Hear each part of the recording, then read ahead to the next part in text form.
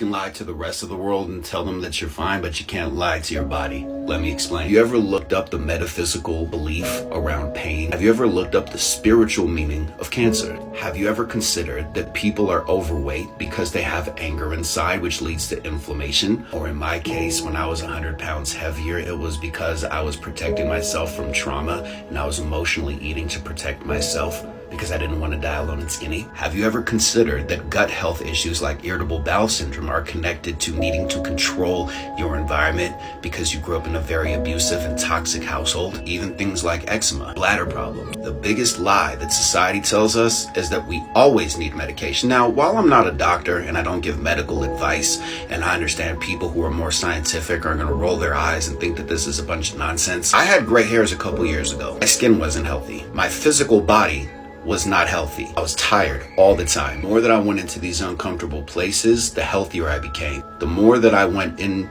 confronted in a healthy way, my traumas, that's why I'm healthy now. I wanted to share this because I don't think we're aware of how much our words and our thoughts that we don't share with other people, our subconscious beliefs, affect our physical health and our mental health and how we perceive the world. And right now, a lot of us are having karma pop up, we're having anger pop up, we're having irritations pop up that are just at a different level. I've never experienced this level of frustration, and I've heard it with other clients, and I've seen it with people that I personally know. If life feels repetitive, if you feel like you're in a cycle right now, are you better? Are you wiser? Are you stronger? Are you smarter? Are you more loved? Do you have better circumstances? This is why in the spiritual conversation you hear people saying that your thoughts create your reality. What is your story around your childhood trauma? Is it somebody hurt you, or is it now from a place of being evolved and having new information that they were hurt and so they took that out on you and that was their way of communicating that they were hurting? Are you resenting your mother or your father or whoever raised you? Or are you understanding that people are doing the best they can with the information they have,